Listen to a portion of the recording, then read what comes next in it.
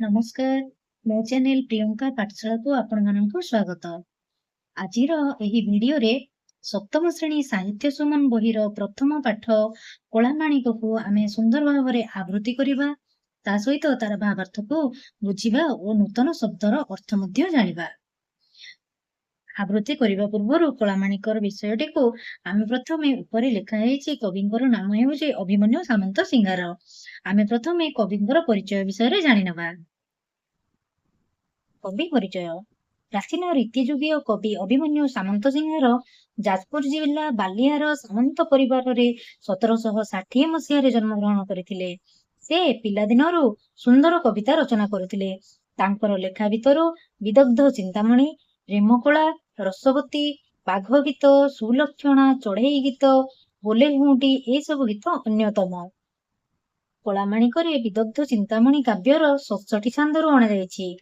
ଏଥିରେ କୃଷ୍ଣ ସନ୍ଧ୍ୟା ସମୟରେ ଗୋରୁପଲଙ୍କୁ ଧରି ଫେରିବାରେ ବିଳମ୍ବ ହେବାରୁ ମାତା ଯଶୋଦାଙ୍କ ମନରେ ଅନେକ ବ୍ୟସ୍ତତା ପ୍ରକାଶ ପାଇଛି।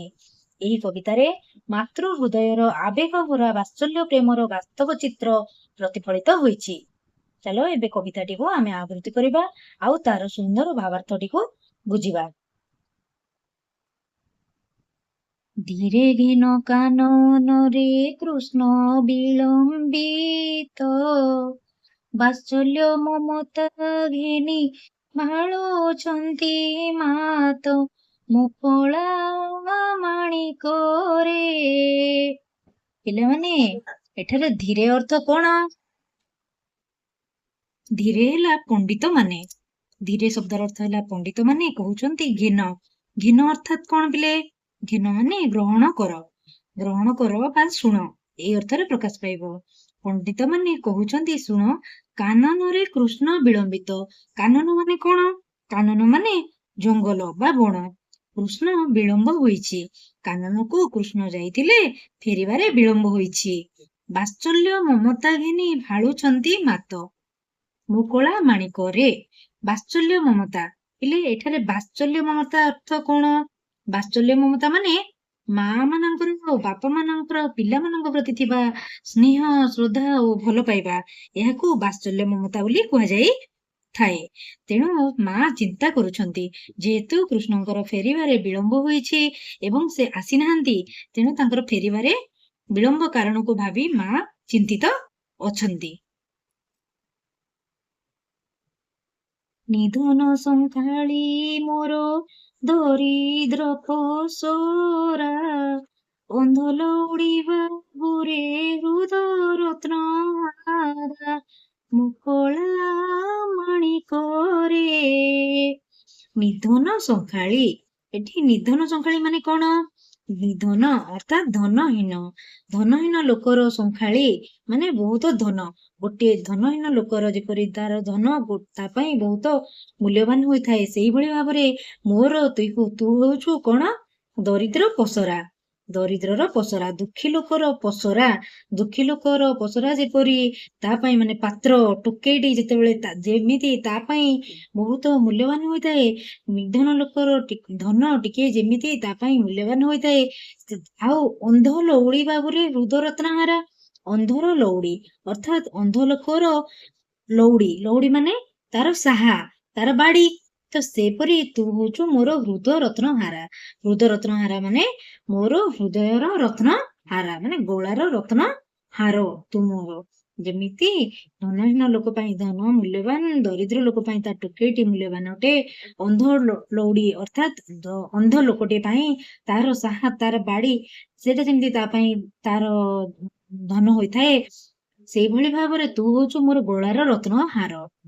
ମୋ ଜୀବନ ତୁହି ନୟନ ପ୍ରତିମା, ତତେ କି ପାଶୋରି ହେବ ମୋର ସୁଖ ସୀମା, ମୁକୁଳା ମାଣିକରେ। ତୁ ହଉଛୁ ମୋର ଜୀବନର ଜୀବନ, ମାନେ ମୋ ଶରୀରର ତୁ ହଉଛୁ ପ୍ରାଣ। ତୁ ହଉଛୁ ନୟନ ପ୍ରତିମା, ମୋ ଆଖିର ଜ୍ୟୋତି। ତତେ ମୁଁ କଣ ପାଶୋରିକି ରହିପାରିବି? ମୁଁ କେମିତି ବଞ୍ଚିବି ବାବୁ? ତତେ ଛାଡି ମୁଁ ତତେ ପାଶୋରି ଅର୍ଥାତ୍ କଣ ବିଲେ? ଭୁଲି, ତତେ ଭୁଲି ମୁଁ କଣ ବଞ୍ଚି ପାରିବି? ତୁ ପୁରା ହଉଛୁ ମୋ ଆଖିର ଜ୍ୟୋତି, ଆଉ ମୋ ଶରୀର, ମୁଁ ଯୋଉ ବଞ୍ଚିଛି ମୋର ପ୍ରାଣ ହଉଛୁ ତୁ। ତେଣୁ ମୁଁ ତତେ ଛାଡି କେବେ ବି ବଞ୍ଚି ପାରିବି ନାହିଁ, ତତେ ଭୁଲି ପାରିବି ନାହିଁ। ଡରୁଥାଉ ଅନ୍ଧାରକୁ ରଖି ଯାଉ ଗୋରୁ, ଜନକ ଜନନୀ ସୁଖ କାହିଁ ପାଇ ସାରୁ, ମୁଁ କଳା ମାଣିକରେ। ତୁ ତ ଅନ୍ଧାରକୁ ଡରୁଥାଉ, ଅନ୍ଧାରକୁ ଭୟ କରୁଥାଉ, ଆଉ ସେଥିପାଇଁ ତୁ କଣ କରୁ ନା ଗୋରୁ ମାନେ ଗାଈ ଗୋରୁ ଏସବୁକୁ ତୁ ନେଇ ଅନ୍ଧାର ହବା ଆଗରୁ ତୁ ଫେରି ଆସିଥାଉ। କିନ୍ତୁ ଆଜି ଏତେ ସମୟ ହେଲାଣି, ଅନ୍ଧାର ହେଇଗଲାଣି, ଅନ୍ଧାରକୁ ତୁ ଯେତେବେଳେ ବି ଡରି ଯାଉଥାଉ ସେ ସମୟରେ ତୁ କିପରି ଭାବରେ ଜଙ୍ଗଲ ମଧ୍ୟରେ ରହିଛୁ। ଜନକ ଜନନୀ ସୁଖ କାହିଁ ପାଇଁ ସାରୁ, ଅର୍ଥାତ୍ ବାପା ମା, ଜନକ ମାନେ ବାପା, ଜନନୀ ମାନେ ମା, ବାପା ମାଙ୍କର ସୁଖକୁ ତୁ କାହିଁ ପାଇଁ ସରୋଉଛୁ, ସାରୁ ଅର୍ଥାତ୍ କାହିଁ ପାଇଁ ତୁ ତାଙ୍କର ସୁଖକୁ ଦୁଃଖରେ ପରିଣତ କରୁଛୁ। ବୁଧ କାଳେ ତୁ ମୋହର ଏକଇ ନନ୍ଦନ, କ୍ରୋଧ ତାପ ବିନାଶନେ ତୁଳସୀ ଚନ୍ଦନ, ମୁଁ କଳା ମାଣିକରେ। ବୁଢା କାଳରେ ତୁ ହଉଛୁ ମୋର ଏକଇ ମାତ୍ର ସାହାରା, ଏକଇ ମାତ୍ର ତୁ ହଉଛୁ ମୋର ସାହାରା, ଯିଏକି ତୁ ମତେ ସାହା ଭରସା ଦେବୁ। ତୁ ମୋର ହୃଦୟର ତାପ ବିନାଶ କରିବୁ, ଆଉ ହରିଚନ୍ଦନ ପରି ତୁ ମୋର କାମ କରିବୁ। ହରିଚନ୍ଦନ, ହରିଚନ୍ଦନ ଅର୍ଥାତ୍ ଥିଲେ କଣ, ଯୋଉଟା ବିଷ୍ଣୁଙ୍କ ଶରୀରରେ ଲେପନ କରାଯାଇଥାଏ ତାକୁ ହରିଚନ୍ଦନ ବୋଲି କୁହାଯାଇଥାଏ। ତୁ ସେଇଭଳି ଭାବରେ ମୋର ହୃଦୟର କଷ୍ଟ ଯନ୍ତ୍ରଣା ନିବାରଣ କରିବା ପାଇଁ ତୁ ହଉଛୁ ମୋର ସେଇ ଚନ୍ଦନ ସଦୃଶ। ଗୋଟିକା ଅଧାମ ଶରଣରୁ ଚଇତତେ, ନାଚି ଲାଞ୍ଚ ମାଗିଥାଉ ଲବଣିକେ ମନ୍ତେ, ମୁଁ କଳା ମାଣିକଟେ। ପିଲେମାନେ, ଗୋଟିକା ମାନେ କଣ? ଗୋଟିକା ମାନେ ପେଡା, ଅଧାମ, ଅଧାମ ମାନେ ରାବିଡି, ଆଉ ସର, ଏସବୁ ଜିନିଷ ତ ତତେ ରୁଚି ନଥାଏ। ତୁ ନାଚି ଲାଞ୍ଚ ମାଗିଥାଉ ଲବଣିକେ ମନ୍ତେ, ସାମାନ୍ୟ ଲବଣୀ ଟିକେ ଖାଇବା ପାଇଁ ତୁ ନାଚି ମତେ ଲାଞ୍ଚ ମାଗିଥାଉ। ତତେ ତ ଗୋଟିକା ଅଧାମ ସର ରୁଚେନି, କିନ୍ତୁ ତୁ ଲବଣୀ ଖାଇବା ପାଇଁ ମୋ ପାଖରେ ଜିଦି କରିଥାଉ।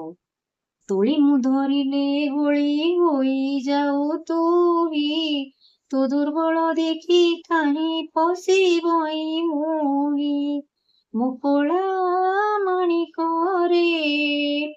ତତେ ତୋଳି ଧରିଲେ ଅର୍ଥାତ୍ ତତେ ମୁଁ ଉଠେଇ ଧରିଲା ବେଳେ ତୁ ଗୋଳି ହୋଇଯାଉ। ଶ୍ରୀକୃଷ୍ଣ ଏତେ ପତଳା ଥିଲେ ଯେ ତାଙ୍କୁ ଉଠେଇଲେ ବି ସେ ଶରୀରରେ ଉଠେଇଲା ପରି ଲାଗନ୍ତିନି, ସେ ତାଙ୍କ ମାଙ୍କ ଶରୀରରେ ମିଶିଗଲା ପରି ଦିଶିଥାନ୍ତି।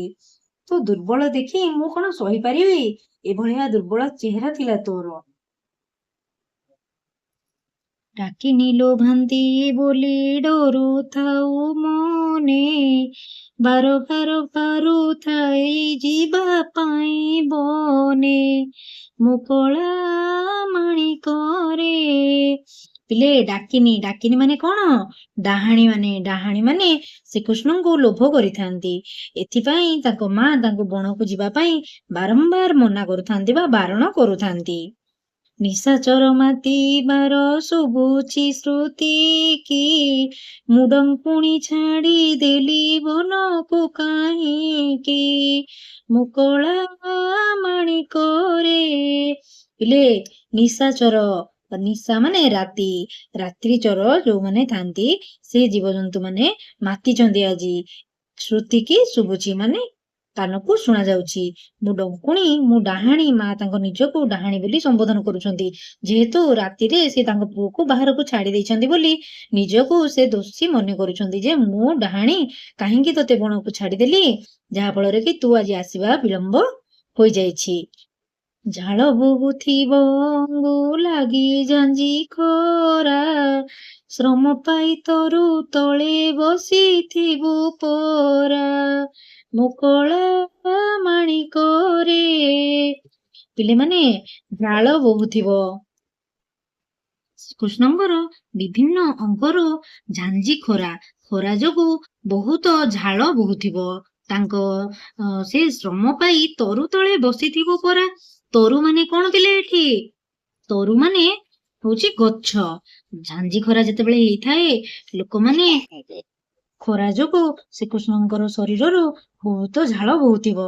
ତେଣୁ ସେ ତାଙ୍କର ଶରୀରର ସେ ଝାଳକୁ ମେଣ୍ଟାଇବା ପାଇଁ ସେ କଣ କରିଥିବେ? ଗଛ ତଳେ ବସି ପଡିଥିବେ ବୋଲି ମା ଭାବୁଛନ୍ତି।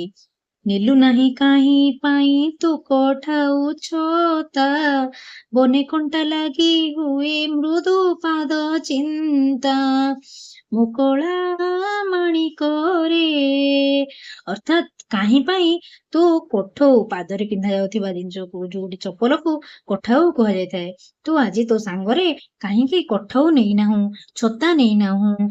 ତୋ ପାଦରେ ଯଦି କଣ୍ଟା ଲାଗି ଯାଇଥିବ ମତେ ବହୁତ ଚିନ୍ତା ହେଉଛି ବୋଲି ମା ଭାଳେଣି କରୁଛନ୍ତି। କାନ ଡେରି ଥାଇ ଏକା ତୋ ବେଣୁ ଗୀତକୁ, ଆଜ କିମ୍ପା ଶୁଭୁ ନାହିଁ ଭାବୁଛି ମନକୁ, ମୁକଳା ମାଣିକରେ। ମୁଁ କାନ ଡେରି ତୋର ବେଣୁ ଗୀତକୁ, ବେଣୁ ମାନେ ପିଲେ ଏଠି ବଂଶୀ, ବଂଶୀର ସ୍ୱରକୁ ମୁଁ କାନ ଡେରି ଶୁଣୁଛି। ଆଜି କାହିଁ ତୋର କାନକୁ, ମୋର କାନକୁ ତୋର ବଂଶୀର ସ୍ୱର ଏପର୍ଯ୍ୟନ୍ତ ଶୁଣା ଯାଉ ନାହିଁ। ମୁଁ କାନ ଡେରି ଗୋଟିଏ ରାସ୍ତାକୁ ଅନେଇ, ମୁଁ କାନ ଡେରି ତୋର ବଂଶୀ ସ୍ୱର ଶୁଣିବି ବୋଲି ଅନେଇ ବସିଛି। କାହିଁକି ନା ଶ୍ରୀକୃଷ୍ଣ ସବୁଦିନ ଗାଈ ଚରେଇ ଫେରିଲା ବେଳେ ବାଟରେ ବଂଶୀ ସ୍ୱର ବଂଶୀ ବଜେଇ ବଜେଇ ଆସିଥାନ୍ତି, ଆଉ ସେଇ ସ୍ୱରକୁ ମା ଶୁଣିଥାନ୍ତି। କିନ୍ତୁ ଆଜି ଆଉ ସେ ଗୀତ ଶୁଣା ଯାଉ ନାହିଁ। ତଳେ ଯୋଉ ଚିତ୍ରଟି ଦେଖୁଛ ଥିଲେ, ଏଇ ଚିତ୍ରଟି ଦେଖ, ଶ୍ରୀକୃଷ୍ଣ ଗାଈ ଧରି ଚରିକି ଆସୁଛନ୍ତି। ତ ଆଜି ହଉଛି ଆମେ ପଢିଲେ ଏଇ ଶ୍ରୀକୃଷ୍ଣଙ୍କର କେମିତି ମାଙ୍କର ଶ୍ରୀକୃଷ୍ଣଙ୍କ ପ୍ରତି ଥିବା ସ୍ନେହ, ମମତା, ବାତ୍ସଲ୍ୟ, ପ୍ରେମ, ଏସବୁ ଏଇ କବିତାରେ ଭଲ ଭାବରେ ଲେଖାଯାଇଛି। ଯେ ଶ୍ରୀକୃଷ୍ଣଙ୍କୁ ଆସିବା ବିଳମ୍ବ ହେବାରୁ ମା କିଭଳି ଭାବରେ ତାଙ୍କୁ ଚିନ୍ତା କରୁଛନ୍ତି, ଆଉ ଶ୍ରୀକୃଷ୍ଣଙ୍କର ଫେରିବା ବାଟକୁ ଚାହିଁ ବସିଛନ୍ତି। ତେଣୁ ଏଇ ବିଷୟଟିକୁ